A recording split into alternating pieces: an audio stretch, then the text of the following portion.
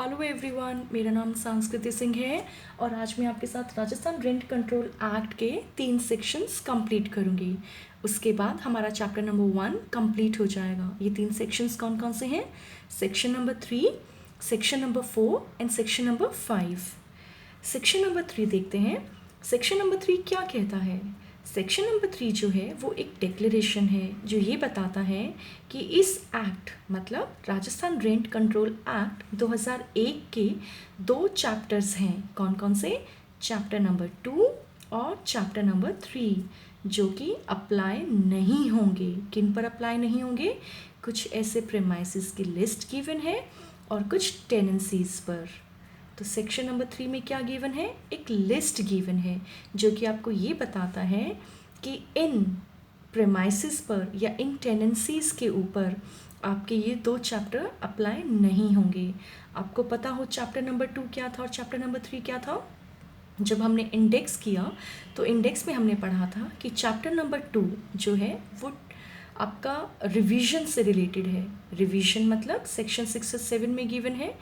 Section 6 कहता है revision of rent with respect to the existing tenancies, और इसका जो सेक्शन नंबर 7 है वो क्या कहता है? Revision of rent with respect to new tenancies.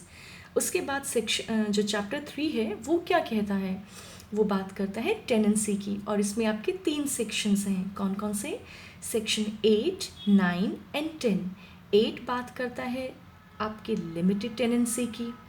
9 आपकी बात करता है एविक्शन के ग्राउंड्स की, जिसमें टोटल 13 ग्राउंड्स गिवन है। और सेक्शन 10 आपके लैंडलॉर्ड के राइट की बात करता है, right to recover immediate possession. Clear? तो ये जो 2 चैप्टर्स हैं इनमें टोटल 5 सेक्शंस आते हैं।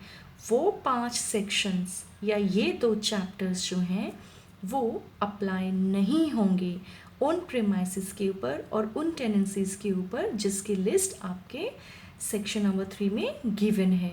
हम 1 बाय 1 उसको पढ़ेंगे। जब ये एक्ट इन्फोर्समेंट में आया उस वक्त इसमें टोटल 11 ऐसे प्रेमाइसेस दे रखे थे जिन पर चैप्टर नंबर 2 और चैप्टर नंबर 3 नहीं लगता था। लेकिन 2017 में एक अमेंडमेंट होता है, अमेंडमेंट 33 ऑफ 2017, जो इन्फोर्समेंट में आया था आपके 18 अक्टूबर 2017 को 18 अक्टूबर 2017 को। उस अमेंडमेंट में क्या हुआ था कि जो आपका सेक्शन नंबर 3 है इसके जो 3 क्लाउजेज हैं 1, 2 एंड 3 उनको डिलीट कर दिया गया था, ओमिट कर दिया गया था। ठीक है, by act 33 of 2017 with respect to 18 October 2017। आपको ये डेट यहाँ पर याद रखनी होगी। अगर आप मेंस में इस डेट को लिखते हैं कि पहले कितनी लिस्ट थी, 11 लिस्ट गिवन थी, अब लेकिन 3 डिलीट कर दी। कब डिलीट की? एक्ट नंबर 33 ऑफ 2017 से डिलीट की और विद इफेक्ट फ्रॉम इस दिन से डिलीट की। तो अब हमारे पास कितनी बच गई हैं? टोटल 8 लिस्ट बच गई हैं, लिस्ट ऑफ प्रीमाइसेस बच गई हैं जिन पर ये चैप्टर नंबर 2 और आपका चैप्टर नंबर 3 जो है वो अप्लाई नहीं होगा। सबसे पहले हम देखते हैं कि वो कौन सा प्रीमाइसेस है जिस पे आपका चैप्टर नंबर 2 और चैप्टर नंबर 3 नहीं लगेगा। ये कहता है पहला पॉइंट, जो अब 4th से हम स्टार्ट करेंगे, 4th पॉइंट। तो ये हमारा कौन सा बन गया? पहला पॉइंट बन गया। ये क्या कहता है? ये बताता है टू एनी प्रेमाइसेस। प्रेमाइसेस की डेफिनेशन हमने कहाँ पर की है? प्रेमाइसेस की डेफिनेशन हमने कहाँ पर की है? 2 क्लोज एफ में की है। तो ये उस प्रेमाइसेस पे नहीं लगेगा जो कि बिलोंग करता है या किराए पे दिया गया है। किसके द्वारा? किसको बिलोंग करता है? सेंट्रल गवर्नमेंट को, राजस्थान स्टेट गवर्नमेंट को और आपके लोकल अथॉरिटी को। या अगर वो बिलोंग नहीं भी करता तो कोई बात नहीं, लेकिन इन तीनों में से किसी के द्वारा किराए पर दिया गया हो, तो ऐसा प्रेमाइसेस जो या तो बिलोंग करता है सेंट्रल गवर्नमेंट, स्टेट गवर्नमेंट या लोकल अथॉरिटी को, या फिर वो प्रीमाइसेस किराए पर दिया गया है, किसके द्वारा? Central government, state government and local authority. तो उस प्रीमाइसेस के ऊपर जो आपका चैप्टर नंबर 2 है और जो आपका चैप्टर नंबर 3 है वो एप्लीकेबल नहीं होगा। उसके बाद सेकंड जो पॉइंट है वो ये है कि आपका चैप्टर नंबर 2 और आपका चैप्टर नंबर 3 उस प्रीमाइसेस पे भी नहीं लगेगा जो या तो बिलोंग करता है किसको? किसी बॉडी कॉरपोरेट को। वो बॉडी कॉरपोरेट जिसका गठित किसने किया है? जिसको गठित किसने किया है? सेंट्रल एक्ट ने किया है या राजस्थान एक्ट ने किया है, या वो किराए पे दिया गया है, किसके द्वारा? बॉडी कॉरपोरेट के द्वारा। वो सेंट्रल एक्ट ने कॉन्स्टिट्यूट की हो या राजस्थान एक्ट ने की हो। तो हमने क्या पढ़ा? हमने अभी तक 2 चीज़ें पढ़ी। आपका चैप्टर नंबर 2 और चैप्टर नंबर 3 जो है वो उन प्रेमाइसिस पर नहीं लगेगा जो या तो बिलोंग करता है या वो किराए पे दिया गया है, किसके द्वारा? सेंट्रल गवर्नमेंट, स्टेट गवर्नमेंट और लोकल अथॉरिटी। और दूसरा वो प्रेमाइसिस पर भी नहीं लगेगा जो कि बिलोंग करता है किसी बॉडी कॉरपोरेट को या जो बॉडी कॉरपोरेट के द्वारा किराए पर दिया गया हो। वो बॉडी कॉरपोरेट जिसका गठन किसके द्वारा किया गया हो? सेंट्रल एक्ट के द्वारा या राजस्थान एक्ट के द्वारा। तीसरा प्रीमाइसिस वो कौन सा होगा जिस पे चैप्टर 2 और चैप्टर 3 एप्लीकेबल नहीं होगा? कहता तीसरा वो प्रीमाइसिस होगा जो कि बिलोंग करता है, किसको बिलोंग करता है? एक गवर्नमेंट कंपनी को बिलोंग करता है। वह गवर्नमेंट कंपनी जो कि डिफाइंड है section 617 of the companies act को, ठीक है। उस प्रीमाइसिस को भी नहीं लगेंगे आपके 2 ये चैप्टर्स 2 एंड 3, जो कि प्रीमाइसिस किसको बिलोंग करता है? किसका प्रीमाइसिस है? गवर्नमेंट कंपनी का प्रीमाइसिस है। और गवर्नमेंट कंपनी कौन है? कहता उसका जो डेफिनेशन है वो सेक्शन 617 में दे रखी है, कंपनीज एक्ट 1956 में। उसके बाद फोर्थ ऐसा कौन सा प्रीमाइसिस है जिस पे आपका चैप्टर 2 और चैप्टर 3 अप्लाई नहीं होगा? तो ये बता रहा है फोर्थ प्रीमाइसिस वो प्रीमाइसिस है जो कि बिलोंग करता है देवस्थान डिपार्टमेंट ऑफ राजस्थान स्टेट। जो देवस्थान डिपार्टमेंट है राजस्थान स्टेट का, उस पे वो डिपार्टमेंट जो कि मैनेज और कंट्रोल किसके द्वारा किया जाता है? स्टेट गवर्नमेंट के द्वारा किया जाता है। देवस्थान डिपार्टमेंट तो स्टेट का है, प्लस उसको मैनेज और कंट्रोल भी राजस्थान स्टेट गवर्नमेंट के द्वारा किया जाता है। और दूसरा कौन सा प्रीमाइसिस पे? उस प्रीमाइसिस पे जो कि बिलोंग करता है वक्फ की प्रॉपर्टी पे। वक्फ आपको पता होगा क्या होता है? ये मुस्लिम कम्युनिटी में होता है। जैसे हमारे मंदिर होता है, मंदिर को कोई हमने संपत्ति दान कर दी, वैसे ही मुस्लिम्स में जो हम अल्लाह को दान करते हैं, अल्लाह के नाम पर जिसको हम प्रॉपर्टी को दे देते हैं वक्फ क्रिएट करने के लिए, उस प्रॉपर्टी पे भी जो ये है वो चैप्टर 2 और चैप्टर 3 अप्लाई नहीं होगा। और ये जो प्रॉपर्टी है ज़रूरी है कि रजिस्टर्ड हो किसमें? वक्फ एक्ट 1995 में। क्लियर? उसके बाद हमारा जो 5वां पॉइंट है वो ये है कि आपका जो चैप्टर नंबर 2 है और जो चैप्टर नंबर 3 है ये उन प्रीमाइसिस पे भी नहीं लगेगा जो प्रीमाइसिस किसके हैं? आपके रिलीजियस ट्रस्ट, चैरिटेबल ट्रस्ट और एजुकेशनल ट्रस्ट, या फिर पूरी क्लास ऑफ कोई ट्रस्ट है, मतलब एक से ज़्यादा ट्रस्ट हैं, वो ट्रस्ट जो कि स्पेसिफाई कर रखे हैं किसने? राजस्थान गवर्नमेंट ने। क्लियर हो गया? हम एक बार ऊपर से फिर से देख लेते हैं। आप इनको फिंगर्स पे अपने ऐसे याद कर लेना ताकि अगर एग्जाम में क्वेश्चन डायरेक्टली आता है तो आपको पता हो। पहला कौन सा प्रीमाइसिस होगा? जो कि सेंट्रल गवर्नमेंट, स्टेट गवर्नमेंट या लोकल अथॉरिटी को बिलोंग करता हो या उनके द्वारा किराए पर दिया गया हो। दूसरा कौन सा प्रीमाइसिस होगा? जो या तो बिलोंग करता हो किसी बॉडी कॉर्पोरेट को या बॉडी कॉर्पोरेट के द्वारा किराए पर दिया गया हो। तीसरा प्रीमाइसिस कौन सा है? जो बिलोंग करता है गवर्नमेंट कंपनी को, वह गवर्नमेंट कंपनी जिसकी परिभाषा section 617 of the companies act 1956 में दी हुई है। चौथा ऐसा कौन सा प्रीमाइसिस है? वो प्रीमाइसिस जो बिलोंग करता है देवस्थान डिपार्टमेंट को। देवस्थान डिपार्टमेंट किसका? राजस्थान स्टेट का, प्लस वो जो कि मैनेज और कंट्रोल किया जाता है राजस्थान स्टेट गवर्नमेंट के द्वारा। और दूसरा वो प्रीमाइसिस जो कि बिलोंग करता है किसको, वक्फ प्रॉपर्टी को, और वो वक्फ प्रॉपर्टी ज़रूरी है कि रजिस्टर्ड हो वक्फ एक्ट 1955 में। उसके बाद उसमें 5वां पॉइंट कौन सा है, उस प्रीमाइसिस पे भी ये नहीं लगेगा जो प्रीमाइसिस किसका है, किसको बिलोंग करता है, ट्रस्ट को बिलोंग करता है। वो ट्रस्ट कोई भी हो सकता है, रिलीजियस हो सकता है, चैरिटेबल हो सकता है, एजुकेशनल हो सकता है, ठीक है, या फिर एक से ज़्यादा ट्रस्ट भी हो सकते हैं। लिखा है ना, क्लास ऑफ सच ट्रस्ट्स, सच मतलब रिलीजियस, चैरिटेबल और एजुकेशनल, तो इनकी क्लास ऑफ सच ट्रस्ट एक से ज़्यादा अगर होता है, वो क्लास ऑफ ट्रस्ट जो कि स्पेसिफाई किसने कर रखी हैं, स्टेट गवर्नमेंट ने कर रखे हैं।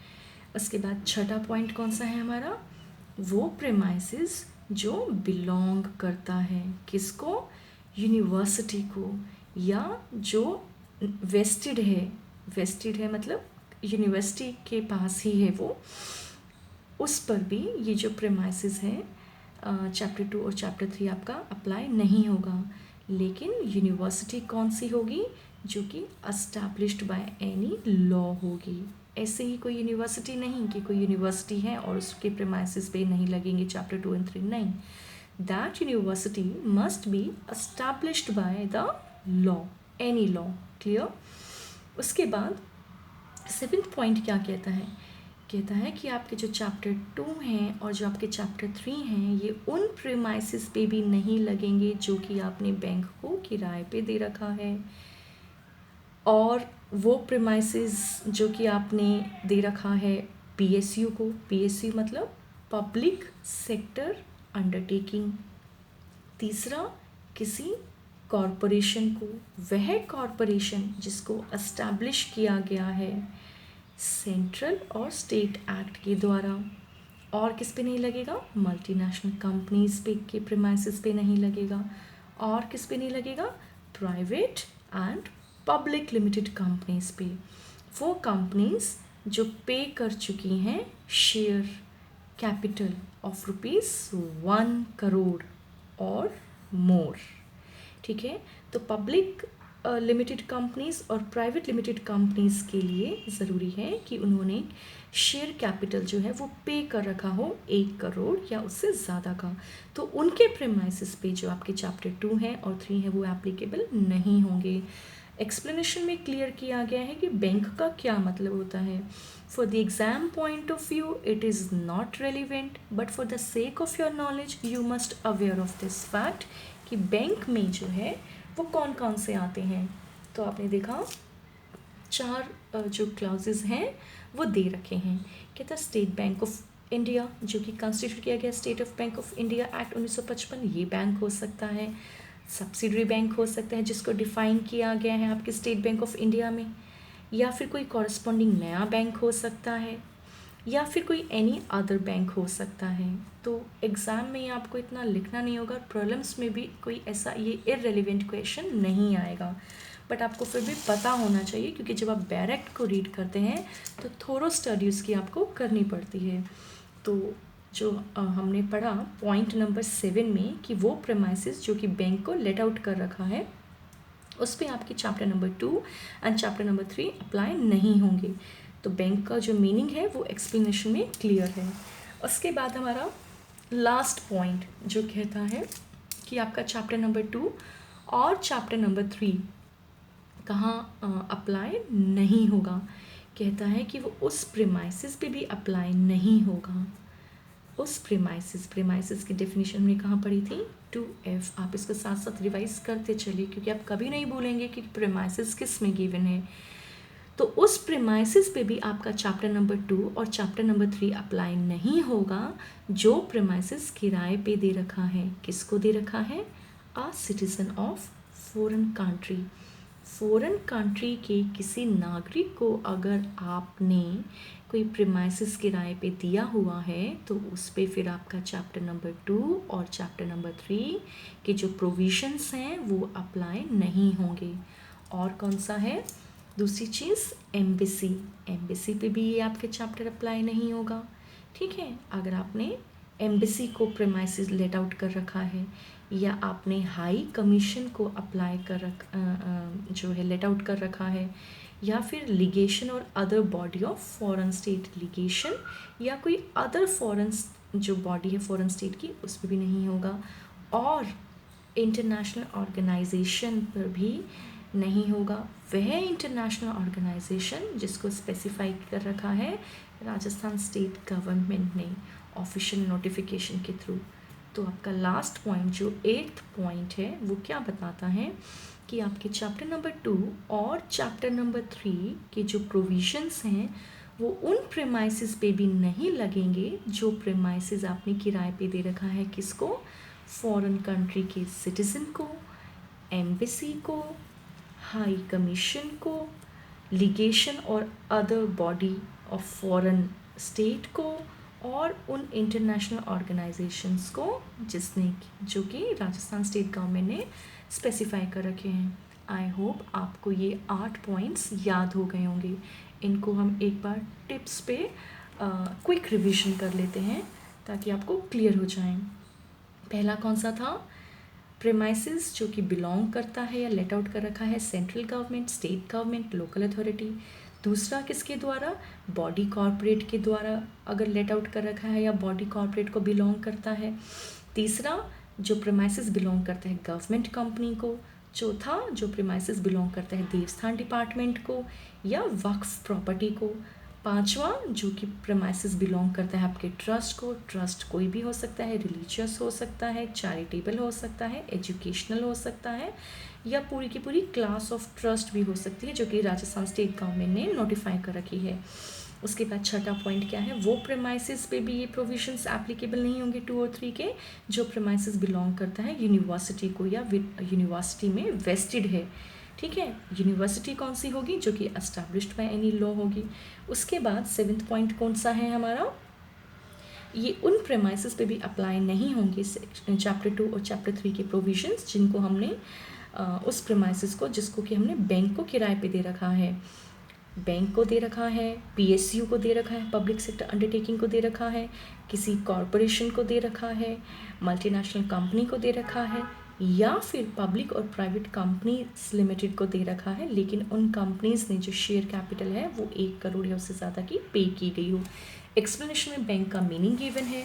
और लास्ट पॉइंट हमारा कहता है कि उन प्रेमाइसिस पे भी नहीं लगेगा जो प्रेमाइसिस हमने किराए पे दे रखा है इन 5 में से किसी को भी, फॉरेन कंट्री के सिटीजन को, एम्बेसी को, हाई कमीशन को, लिगेशन या other body of foreign state को, और इंटरनेशनल ऑर्गेनाइजेशन को। ठीक है, वो इंटरनेशनल ऑर्गेनाइजेशन जो कि स्पेसिफाइड कर रखा है किसने, स्टेट गवर्नमेंट ने।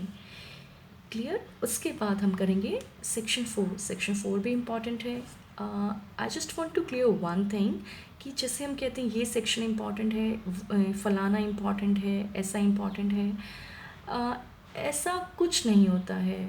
आपको पूरा बैरेक्ट कंप्लीटली उसको पढ़ना पड़ता है ताकि कहीं से भी आ जाए आप उसको अटेम्प्ट कर पाएँ, और सिर्फ अटेम्प्ट नहीं, बहुत अच्छे से अटेम्प्ट कर पाएँ। तो यहाँ पे इन लॉ के सब्जेक्ट्स को जब हम जुडिशरी की तैयारी करते हैं या किसी भी एग्ज़ाम की तैयारी करते हैं तो कोई स्कोप ही नहीं होता कि आप कोई सिंगल सेक्शन या उसका सिंगल प्रोविज़न छोड़ दें। तो आप सभी से मेरी हम्बल रिक्वेस्ट है कि जब आप बैरेक्ट को पढ़ते हैं तो एक एक चीज़ उसकी, वो सेक्शन है, क्लॉज है, सब क्लॉज है, प्रोवाइज़ो है, क्लाउजेज़ हैं, सब क्लाउजेज़ हैं, कोमा है, मे है, शैल है, उसको जितना अच्छे से आप पढ़ेंगे, जितनी साउंड नॉलेज आपको बैरेक्ट की होगी उतना अच्छा आपका लॉ क्लियर होगा। तो मेरी आप सबसे रिक्वेस्ट है कि आप बैरेक्ट को कम्प्लीटली पढ़ें। अभी मैंने आपको बोला सेक्शन 4 इम्पॉर्टेंट है, आई एम सॉरी, सारा ही इम्पॉर्टेंट है, बट एक हो जाता है कि हाँ आपको फिर भी कि नहीं प्रीलिम्स में ये आ सकता है, मेंस में ये आ सकता है। आप कुछ स्टेट्स देखते हैं जैसे कि कुछ स्टेट्स हैं जैसे एग्ज़ाम, जैसे मध्य प्रदेश हो गई, वो कहीं से भी कुछ भी उठाकर पूछ लेते हैं। राजस्थान का लास्ट ईयर का पेपर आपने देखा होगा, तो दैट वाज अनएक्सपेक्टेड, कहीं से भी पूछ लिया, सेक्शन नंबर पूछ लिया। तो इसलिए जिसको साउंड नॉलेज है बैरेक्ट की वो ऑब्वियसली उसे बहुत अच्छे से अटेम्प्ट कर पाएगा। ओके, सो सेक्शन 4 हम करते हैं। सेक्शन 4 क्या कहता है, रेंट कितना होगा, हैज़ टू बी अग्रीड। जो रेंट आपने तय किया अग्रीमेंट से वो ही आपका रेंट हो जाएगा, जो कि लैंडलॉर्ड को पे करेगा। कौन करेगा? टेनेंट करेगा। तो सेक्शन 4 को हम 2 पार्ट्स में पढ़ेंगे। कौन कौन से? पहली चीज़ तो ये कि जो रेंट है जो पेबल होगा, मतलब किराया जो आप पे करते हैं प्रीमाइसिस का। प्रीमाइसिस किस में था? 2F में। वो कितना होगा? वर्ड लिखा है शैल, आप इसको याद रखना, शैल। इसके बाद देखिए यहाँ पे कोमा दे रखा है, और कोमा के बाद क्या है?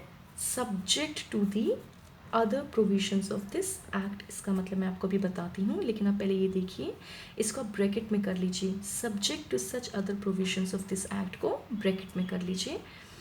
अब इसको पढ़िए। The rent payable for any premises, जो आप रेंट पे करते हैं किसी भी प्रेमाइसिस का, वो क्या होगा? Shall be such as may be agreed upon between the landlord and the tenant. तो कितना रेंट होगा? कहते कि रेंट वो पेबल होगा जो कि लैंडलॉर्ड और टेनेंट में अग्री हुआ होगा, वो होगा। लेकिन इन्होंने यहाँ पे ये डाल दिया subject to the other provisions of this act. इसका मतलब क्या है? हम सेक्शन 7 और 6 में पढ़ेंगे कि जो रिवीजन ऑफ रेंट होती है वो होती है 10 सालों में होती है, और मैक्सिमम 5% होती है पर एनम। तो इनका मतलब ये है कि subject to the other provisions of this act के मतलब कि हो तो वहीगा जो लैंडलॉर्ड और टेनेंट एग्री करेंगे, लेकिन वो अनलिमिटेड तो तय नहीं कर सकते ना। उनको भी इस प्रोविजंस में, जो इस बेयर एक्ट में जो लिमिट जो प्रोवाइड कर रखी है उसके अंदर ही वो अग्री करेंगे। ठीक है, अग्री कितना करेंगे? इस जो लिमिट इसमें दी गई है उसके अंदर अंदर उसको तय करेंगे। तो the rent payable for any premises shall be such as may be agreed upon between the landlord and tenant। Rent वो होगा जो ये दोनों तय करेंगे, क्योंकि घर इनका है, किराए पे ये दे रहे हैं और ले ये रहे हैं। तो दो मेन पार्टीज कौन सी हैं? ये दोनों हैं। लैंडलॉर्ड हमने कहाँ पढ़ा था? 2C में, और टेनेंट हमने कहाँ पढ़ा था? 2I में। क्लियर? अब उसके बाद एंड जो सेकंड इसका पार्ट है इस सेक्शन का, वो ये है, it shall not include, the word shall is written. ठीक है, शैल नॉट मतलब ये कंपल्सरी है। क्या कंपल्सरी है? कि जो रेंट है वो इंक्लूड नहीं करेगा। क्या नहीं करेगा? चार्जेस। वो चार्जेस जो कि पेएबल हैं एमिनिटीज़ के लिए, विच में बी अग्रीड अपॉन सेपरेटली, जो उन्होंने सेपरेटली अग्री किए हैं ना, वो रेंट में इंक्लूड नहीं होंगे और उनको आपको सेपरेटली पे करना पड़ेगा। आपने देखा होगा जब हम दिल्ली जाते हैं अपनी तैयारी करने के लिए या कहीं भी किराए पे घर लेते हैं, तो हम क्या देखते हैं कि लैंडलॉर्ड हमें, जैसे अगर हम अलग से कमरा लेते हैं तो क्या बोलते हैं कि आपको जो है पानी का हर महीने 200 रुपये देना होगा, और जो कूड़ा वाला आता है उसका आपको 100 या 200 रुपये आपको अलग से चार्जेस पे करने होंगे, और जो किराया है वो हमारे घर का जो एक कमरा है उसका 10,000 रुपये है। तो क्या हो गया? किराया जो है वो इंक्लूड नहीं कर रहा ना चार्जेस को, जो कि हम पे कर रहे हैं एमिनिटीज़ के लिए। एमिनिटीज़ हमने कहाँ पढ़ी थी? 2A में। तो एमिनिटीज़ में वहाँ आपने पढ़ा था कि supply of water, electricity, passage, staircase, lift, natural light, conservancy, lavatories, sanitary services, TV cable services और टेलीफोन सर्विसेज। तो ये सब एमिनिटीज़ में आ गए। तो एमिनिटीज़ जो है वो इसके लिए आपको अलग से पे करना पड़ेगा, और वो रेंट के जो अमाउंट है उसके अंदर इंक्लूडेड नहीं होगा। ठीक है, लेकिन यहाँ पे लिखा हुआ है अग्रीड अपॉन सेपरेटली। देखो सारा जो गेम है वो इस एग्रीमेंट का है। अगर इन्होंने ये अग्री किया है, अगर आपके लैंडलॉर्ड जो है बहुत अच्छे हैं और वो समझ रहे हैं कि नहीं बच्चे के पास इतने पैसे नहीं हैं कि वो कहाँ से पे करेगा, तो वो कह रहे थे कि नहीं 10,000 में आपका सब कुछ इंक्लूडेड है। लेकिन अगर जो आपके लैंडलॉर्ड हैं वो बहुत ही प्रैग्मेटिक हैं, उन्हें कोई फ़र्क नहीं पड़ता कि आप कहाँ से दें, बट उन्होंने बोल दिया कि 10,000 तो आपका रेंट है और चार्जेस जो हैं एमिनिटीज़ के वो आप अलग से प्रोवाइड करेंगे, तो ये क्या हो गया? Agreed upon. अगर उन्होंने अग्री किया है सेपरेटली तो ऑब्वियसली आपको वो उसको सेपरेटली ही पे करना पड़ेगा और वो रेंट के अमाउंट के अंदर नहीं आएगा। I hope this section is clear to all of you. इस सेक्शन को हमने 2 पार्ट्स में पढ़ा। पहला कौन सा, कि जो रेंट पेबल है एमिनिटीज़ का प्रीमाइसेस का वो होगा जो कि लैंडलॉर्ड और टेनेंट ने अग्री किया है, और दूसरा जो आपका रेंट है वो इंक्लूड नहीं करेगा वो चार्जेस जो कि आप